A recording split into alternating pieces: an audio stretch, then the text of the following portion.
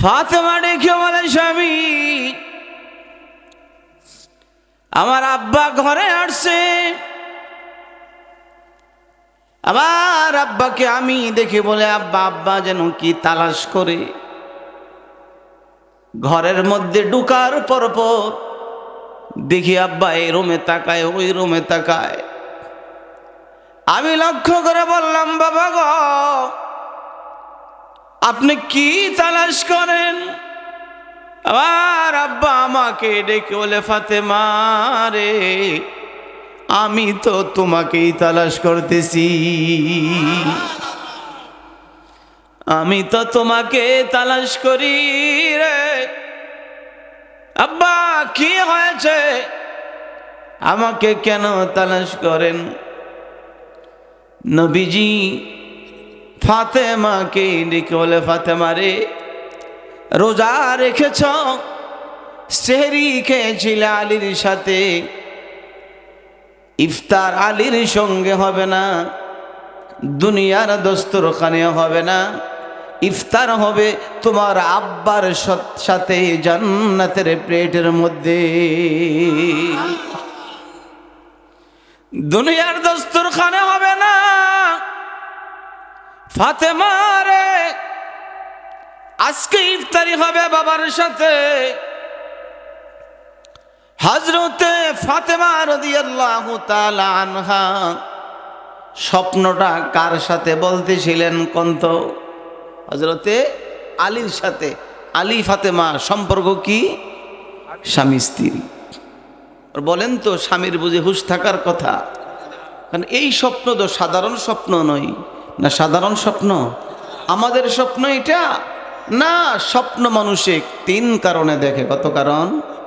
তিন কারণ। সূরা ইউসুফের 4 নম্বর আয়াতের ব্যাখ্যায় লিখে, হযরত ইউসুফ আলাইহিস সালাতু ওয়াস সালাম একটা স্বপ্নে দেখেছিলেন যখন ছোট ছিলেন। ঠিক না কি বলেন? আপনাদের মনোযোগ আকর্ষণ করছি। মেহমানরা আসবে, বসবে, এই জন্য কথা যারা বলে তাদের দিকে খেয়াল করা। ঠিক না কি বলেন? যদি কথা মনোযোগ সহকারে শুনি, আল্লাহ তাআলা বলেছেন আমার বান্দা গুনাহ করতে করতে অন্তরের মধ্যে কালো দাগ পড়ে গেছে। ঠিক না কি বলেন? গুনাহ করলে অন্তরে কি পড়ে? কালো দাগ পড়ে। কে বলেছেন? আল্লাহ বলেছেন। আল্লাহ একায়েতে বলেন, কাল্লা বাল আরানা আলা কুলুবিহিম মা কানু ইয়াকসিবুন। বান্দা যখন গুনাহ করে অন্তরের মধ্যে কি পড়ে যায়? কালো দাগ পড়ে যায়। এই কালো দাগ দাউদকান্দির এই নদীর পানি দিয়ে ধৌত করলে তো মনে হয় উঠে যাইব। সার্ফ এক্সেল খাওয়াই দিলে সাথে উঠবো না? কয় না, এটা দুনিয়ার ময়লার দাগ না, এটা হলো গোনার দাগ। ঠিক না কি বলেন? গোনার দাগ উঠাইবার জন্যে দুনিয়ার মেডিসিন ব্যবহার করলে পরে দাগ পরিষ্কার হবে না। রসুল বলেছেন দাগ পরিষ্কার হবে কোরআনের তেলাওয়াতের দ্বারা। কোরআনের নসিহত যেখানে হয়, যদি আমার উম্মত যদি মনোযোগ সহকারে শোনে, আল্লাহ তাআলা আসমান থেকে বৃষ্টি, রহমতের বৃষ্টি নাজিল করে। রহমতের বৃষ্টি পড়লে পরে গোনার কালো দাগগুলো অন্তর থেকে মুছে যায়। ওয়াইদা তুলিয়াত আলাইহিম আয়াতুহু জাদাতুহুম ঈমানা ওয়া আলা রাব্বিহিম ইয়াতাওয়াক্কালুন। আল্লাহু আকবার। এই জন্য কথা শুনতে হবে কোন কান দিয়ে? শুধু চামড়ার কান? আরেকটা কান আছে, অন্তরের কান। ঠিক না ভাই? ঠিক। যদি শুনি তা নবীজি বলেন এই শ্রোতাদেরকে আল্লাহ তাআলা তাদের গুনাহ মাফ করে তাদেরকে জান্নাতি বানায়া বাড়িতে বিদায় করবেন। লাভ, দুনিয়ার সময়ের লাভ, কবরের সময়ের কোনো লাভ নাই, কোনো লাভ নাই। এই যে লোকগুলো বৎসর কি বৎসর শোয়া আছে, তাদের এই সময়ের কোনো দাম নাই। আপনি একবার সুবহানাল্লাহ বললে বড় দাম। কবরের মধ্যে যায় যদি কেউ সুবহানাল্লাহ পরে কোনো লাভ হবে নি? কারণ রসুল বলেছেন মানুষ ইন্তেকাল করলে ইযা মাতাল ইনসান ইনকাতা আমালুহু, তার সব আমল বন্ধ হয়ে যায়, শারীরিক সব আমল। ইতিহাসের মধ্যে পাওয়া যায় কেহ কেহ কোরআন শরীফের তেলাওয়াত কবরে করছে, কবরে কেহ কেহ কোরআনের তেলাওয়াত করেছেন, মাগার কিয়ামত পর্যন্ত কোরআন তেলাওয়াত করলেও একটা নেক দেওয়া হবে, একটা নেক দেওয়া হবে। তো সূরা ইউসুফের আয়াতের মধ্যে লিখে যে হযরত ইউসুফ আলাইহিস সালাতু ওয়াস সালাম স্বপ্নে দেখেছিলেন। কি কেমনে দেখেছিলেন? স্বপ্নে। আমরা মাঝে মধ্যে স্বপ্নে দেখি না? স্বপ্নে উনি দেখেছিলেন কি 11টা নক্ষত্র, 11টা তারা, সূর্য এবং চন্দ্র ওনাকে সেজদা করেছে। বলেন সুবহানাল্লাহ। আল্লাহ বলেন إذ قال يوسف لأبيه يا أبت إني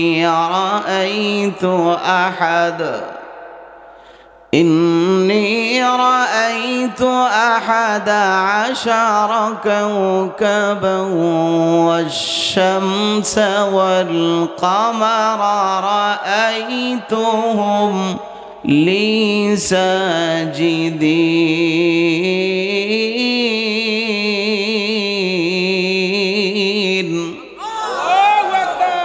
ইউসুফ আলাইহিস সালাতু ওয়াস সালাম সকালবেলা আব্বা ইয়াকুব নবীকে বলে, আব্বা আমি স্বপ্নে দেখেছি আকাশের 11টা তারকা, ওয়াশ শামসা সূর্য, ওয়াল কামার এবং চন্দ্র, রাআইতুহুম লি সাজিদিন আমাকে সেজদা করেছে।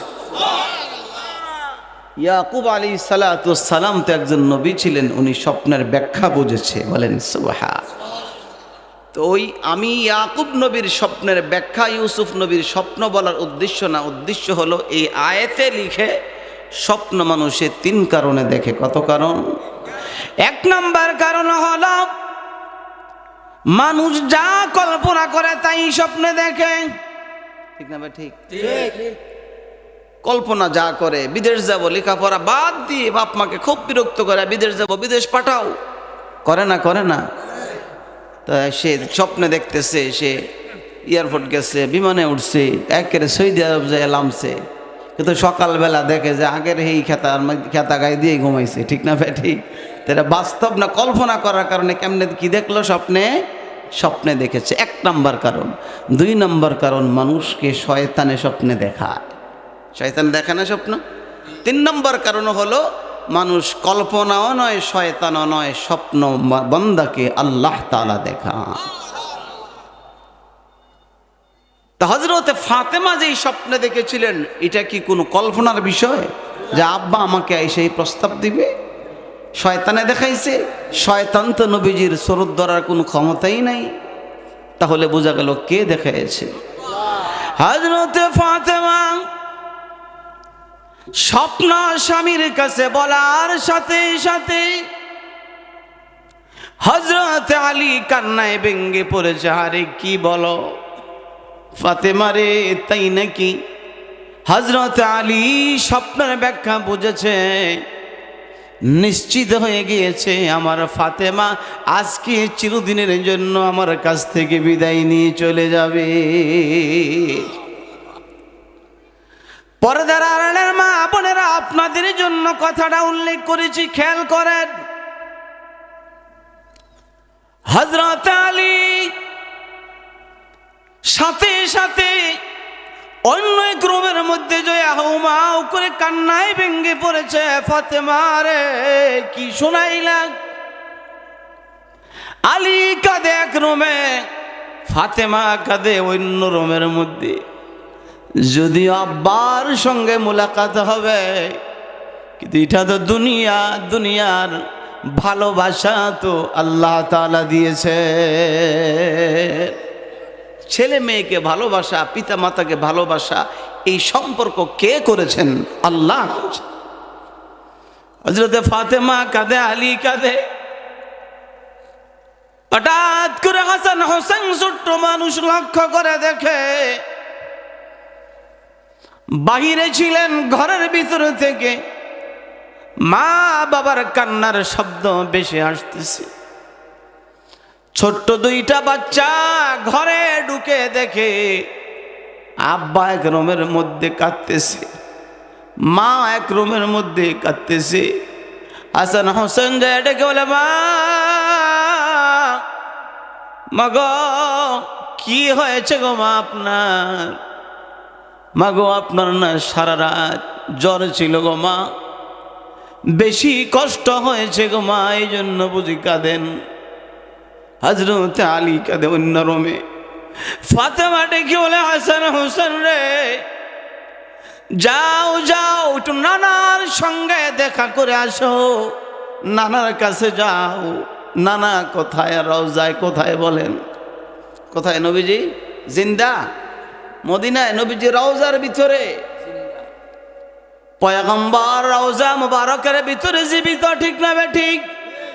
নবীজি বলেছেন, ক্বালা রাসূলুল্লাহ সাল্লাল্লাহু আলাইহি ওয়াসাল্লাম, কুল্লু নবীন ফি কবরিহি হাইয়ুন, সমস্ত পয়গম্বরগুলো আপন আপন রওজার মধ্যে সকলেই জিন্দা আছে। বলেন সুবহানাল্লাহ। অন্য হাদিসের মধ্যে নবীজি বলেন, ক্বালা রাসূলুল্লাহ সাল্লাল্লাহু আলাইহি ওয়াসাল্লাম, মান সাল্লা ইনদা কবরি সামি'তুহু ওয়া মান সাল্লা আলা নাইন উবলিগতুহু। আবার কোন উম্মত যদি আমি নবীর রওজার সামনে এসে সালাম দেয়, আসসালামু আলাইকা ইয়া রাসূলুল্লাহ, আমার যখন কোন উম্মত রওজার সামনে এসে সালাম দেয়, সামি'তুহু, আমি নবী আমার নিজের কানে তা শুনব। তাহলে বোঝা গেল নবীজি রওজার মধ্যে জিন্দা না মুর্দা? জীবিত। কিন্তু দুনিয়ার মানুষ বুঝতো না। এখানে একটা কঠিন কথা, হাসান হোসেন রাদিয়াল্লাহু তাআলা আনহু নবীজির সঙ্গে রওজার কাছে যায় কথা বলে, দুনিয়ার কেউ কথা শোনেও না, বুঝেও না। হাসান হোসেন দুইজন নানার কাছে আসে। হযরত ফাতেমা ডেকে বলে, হাসান হোসেন যাও নানার সঙ্গে একটু দেখা করে আসো। দুই ভাই নানার কাছে আসছে। নানা গো, নানাকে এসে ডাকতেছে, কেউ বুঝে না, কেউ অন্য কেউ শোনে না। নানাকে এসে ডাক দেওয়ার সাথে সাথে আল্লাহর পয়গম্বর হাসান হোসেন রাদিয়াল্লাহু তাআলা আনহুমাকে ডাইকা বলে, হাসান কেন রে এমন সময় বাড়ি থেকে আসছো? যাও যাও বাড়িতে চলে যাও, মায়ের চেহারা জিন্দিগির মতো দেখা দাও। মাকে আর আজকের পরে তালাশ করে দুনিয়ায় পাইবা না। মাকে আর আজকের পরে, মার চেহারার দিকে তাকাও, আর মা বলে ডাক দিতে পারবে না। মা আজকের পরে শেষ হবে। যাও জলদি করে বাড়িতে চলে যাও। হাসান হোসেন রাদিয়াল্লাহু তাআলা আনহু দৌড়ে মায়ের কাছে আসে, এসে বলে, মা আমাদের সঙ্গে আপনি গোপন রেখেছেন গো মা, আমার নানা বলে দিয়েছে মা গো আপনি নাকি আজকেই নানার কাছে চলে যাইবেন। এ মা, কাকে মা বলে ডাক দিব? কে আমাদেরকে গোসল দিবে গো? কে আমাদের মুখের মধ্যে খানা উঠাবে? মা মা করে হাসান হোসেন রাদিয়াল্লাহু তাআলা আনহুমা কাঁদে। কাঁদলে কি হবে গো? সিদ্ধান্ত তো যা হওয়ার হয়ে গিয়েছে। বলেন না সুবহানাল্লাহ। এই সিদ্ধান্ত পরিবর্তন করার কোনো ক্ষমতা কি কারো আছে?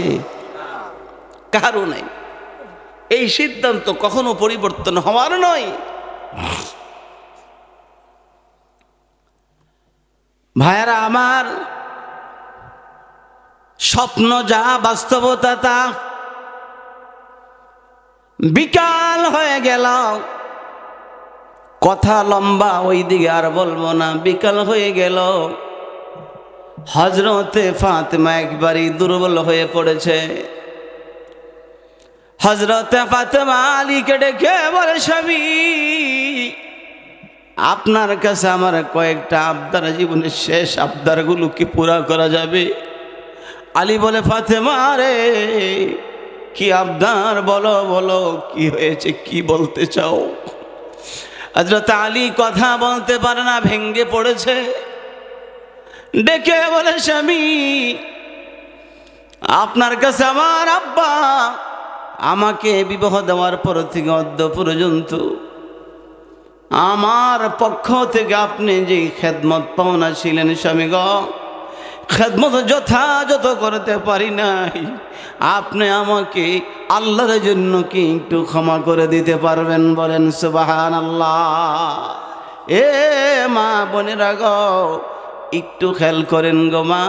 হযরত আলী চোখের পানি ফেলে দিয়ে বলে, ফাতেমা রে, জিন্দিগিতে কোনোদিন তো আমার চেহারার দিকে চাইয়া রাগ করে কোনো কথা বলো নাই রে ফাতেমা। জীবনে কল্পনা করি নাই রে তুমি ফাতেমাকে আল্লাহর পয়গম্বর আমার কাছে বিবাহ দিবে।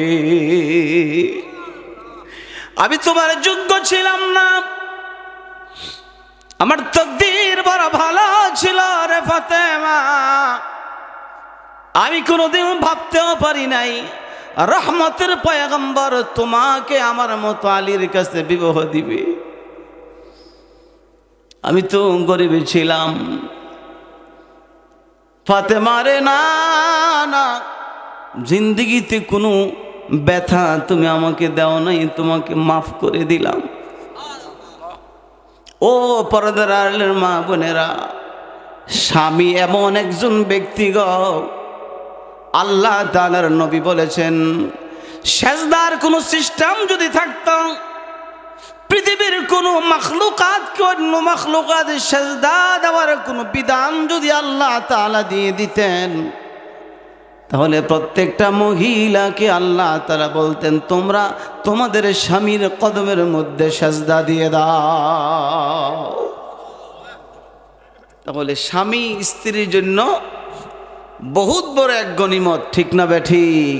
বেয়াদবি করলে এক হাদিসে রাসূল বলেন, কোন স্বামী যদি স্ত্রীর উপর রাজি আর খুশি থাকে তো আল্লাহ তাআলা এর ওসিলায় বিবিকে মাফ করে দিবেন।